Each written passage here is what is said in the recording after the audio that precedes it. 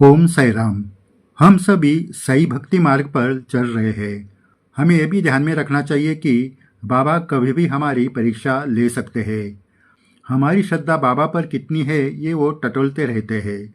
जैसे हम गाड़ी चलाने से पहले ये देख लेते हैं कि गाड़ी में सब ठीक है ना, रास्ते में चलते वक्त वो कहीं बंद नहीं हो जाएगी ना। बाबा भी हमें ऐसे ही चेक करते रहते हैं कि हमारी जीवन की गाड़ी कभी रुक न जाए।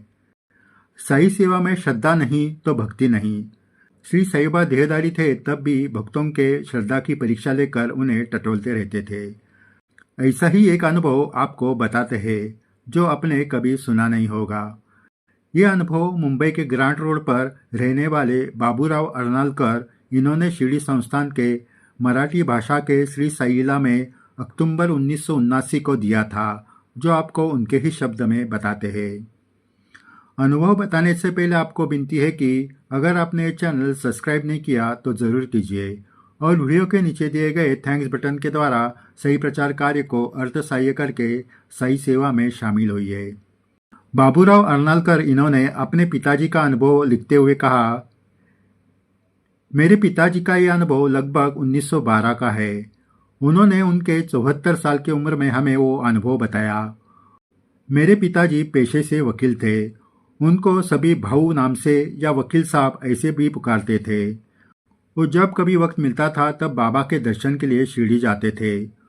1912 में उनकी सांपत्तिक स्थिति बहुत खराब हुई थी, इसलिए वो बड़ी चिंता में थे। बाबा के पास जाकर इसके बारे में बताए, इसलिए वो एक दिन शिरडी गए। साईं बाबा के आशीर्वाद से ये चिंता मिट जाएगी, इसका उन्हें विश्वास था। इस वक्त बाबा के चरण पकड़कर उन्हें विनती करने की उन्होंने ठान ली थी। चाहे कितने भी दिन शिरडी में रुकना पड़े तो भी चलेगा, इस तैयारी के साथ वो शिरडी गए थे। उस वक्त कोपरगांव स्टेशन पर उतरकर वहां से घोड़ागाड़ी में बैठकर शिरडी जाना पड़ता था। स्पेशल घोड़ागाड़ी के लिए 4 आने लगते थे और साथी यात्री हो तो 1 आना देना पड़ता था। इस बार पिताजी 1 आना देकर घोड़ागाड़ी से शिरडी पहुंच गए। शिरडी में जाने के बाद उन्होंने द्वारका में जाकर बाबा का दर्शन लिया। पिताजी 3 दिन शिरडी में रुके, लेकिन उन्हें बाबा को अपनी बात बताने का मौका ही नहीं मिला।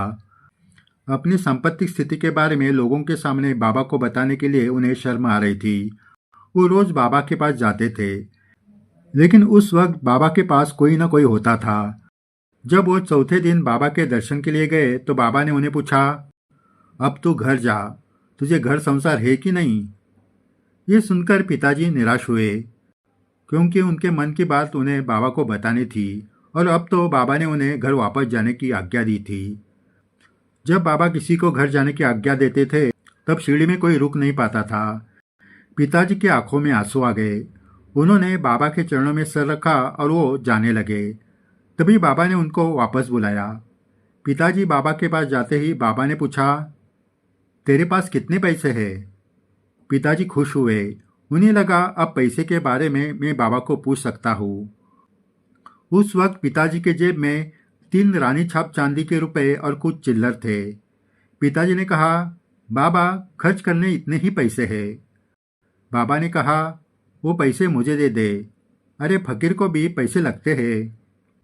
पिताजी ने जेब में जो कुछ पैसे थे वो सब बाबा को दे दिए। पैसे मिलने के बाद बाबा ने पिताजी को कहा, अब तू यहाँ मत रुकना, घोड़ागाड़ी तेरा इंतजार कर रही है। पिताजी अब तो पूरी तरह निराश हो गए। मन की बात मन में ही रह गई। वो निराश होकर द्वारकामय से बाहर आए। जेब में 1 पैसा भी नहीं था। अब मुंबई में कैसे जाऊंगा, इस सोच में वो रास्ते से जा रहे थे। तभी एक घोड़ागाड़ी वाला उनके पास आकर रुक गया। पिताजी शिरडी आते रहते थे, इसलिए वो उनको पहचानता था, लेकिन घोड़ागाड़ी में पहले से ही यात्री बैठे थे। अब उसमें बैठने के लिए जगह भी नहीं थी। फिर भी घोड़ागाड़ी वाले ने पिताजी के लिए एक छोटी जगह बना ली। पिताजी उस जगह किसी तरह बैठ गए। घोड़ागाड़ी कोपरगांव की तरफ दौड़ने लगी। पिताजी सोचने लगे कि अब इसको पैसे कहाँ से दे दूँ। जब वो कोपरगांव पहुंचे तो सभी यात्री उतरने के बाद वो घोड़ागाड़ी वाला ही बोलने लगा कि इस बार बैठने के लिए ठीक से जगह दे नहीं पाया तो पैसे मत दो। और पिताजी के पास पैसे देने के लिए कहाँ थे। यहाँ तक तो बाबा ने बिना पैसे पहुँचा दिया था, लेकिन बिना टिकट रेल से मुंबई कैसे पहुँचेंगे। इस सोच में वो प्लेटफॉर्म पर खड़े रहे। इतने में मुंबई जाने वाली ट्रेन स्टेशन में आ गई। पिताजी का दिल भर आया। अब कुछ ही पल में आंखों के सामने ही ट्रेन निकलने वाली थी। पिताजी बाबा की याद करते हुए शांत खड़े रहे। इतने में सेकंड क्लास के डिब्बे से उन्हें किसी ने पुकारा, वकील साहब इस डिब्बे में आ जाओ। कोई पहचान वाला होगा ये सोचकर पिताजी उस डिब्बे में गए। उन्होंने देखा कि उन्हें पुकारने वाला उनका मित्र था, जो रेल अधिकारी था। उसको देखकर पिताजी खुश हुए, लेकिन पिताजी ने उसे कहा कि उन्होंने टिकट नहीं निकाला है। ये सुनकर उनके मित्र ने जोर जोर से हंसते हुए पिताजी को कहा, वकील साहब रेल अधिकारी तुम्हारे साथ है तो टिकट के बारे में तुम्हें कौन पूछेगा। श्री साईं बाबा की कृपा से तुम्हारी और मेरी भेंट हुई है, चिंता मत करो। बात सही थी। ट्रेन निकल पड़ी। रेल अधिकारी ने पिताजी का पूरा ख्याल रखा, अपने पैसे से खाने की पूरी व्यवस्था की। बड़े आराम से बिना पैसे खर्च करते हुए पिताजी मुंबई स्टेशन पर उतर गए। मित्र के साथ बातचीत करते करते वो भूल गए थे कि उन्होंने टिकट नहीं निकाला है। स्टेशन पर उतरने के बाद वो मित्र चला गया और जब पिताजी रेल के गेट के पास आए तो उन्हें देखा कि टिकट चेकर हर यात्री के टिकट मांग रहा है। अब उसे पार करके बाहर कैसे जाए ये बड़ी चिंता पिताजी को लगी। बाबा का नाम लेते हुए वो वहीं खड़े रहे। इतने में दो आदमी स्टेशन के द्वार से दौड़ते हुए अंदर आए। वो दोनों आए तो सीधे मेरे पिताजी के सामने आकर खड़े रहे। किसी गांव के लोग लग रहे थे। आते ही उसमें से एक ने पिताजी को कहा, श्री साईं बाबा ने ही आपको मिलवा दिया है। मैं इस मित्र को मिलने स्टेशन पर आया था। 4 दिन के बाद मेरी केस चालू होने वाली है। मुझे आपको पैसे देने थे। आपके घर जाकर पैसे देने ही वाला था, लेकिन आप यही मिल गए। इतने सारे पैसे लेकर घूमने में डर लगता था। आप अभी मिल गए तो ये पैसे आप रख लीजिए। इतना कहकर उस आदमी ने पिताजी के हाथ में एक थैली रखी। सही भक्त हो, वो 300 रुपये थे। 1912 में 300 रुपये की क्या कीमत होगी ये आप जान सकते हो। पैसे देकर बाद में मिलते हैं, इतना कहकर वो दोनों वहाँ से चले गए। तब तक वो टिकट चेकर भी वहाँ से चला गया। पिताजी आराम से स्टेशन के बाहर आ गए। पिताजी के आंखों में आंसू थे।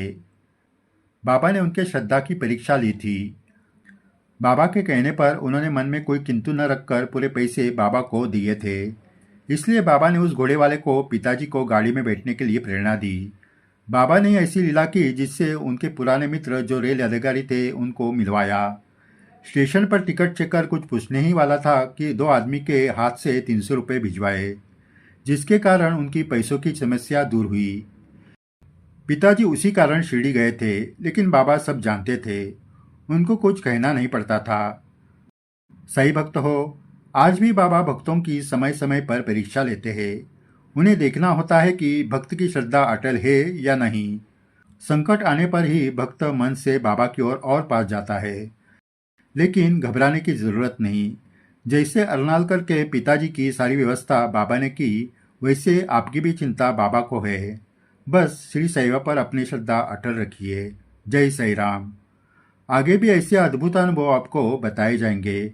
अगर आपने ये चैनल सब्सक्राइब नहीं किया तो ज़रूर कीजिए और वीडियो के नीचे दिए गए थैंक्स बटन के द्वारा सही प्रचार कार्य को अर्थसहाय्य करके सही सेवा में शामिल हुई है।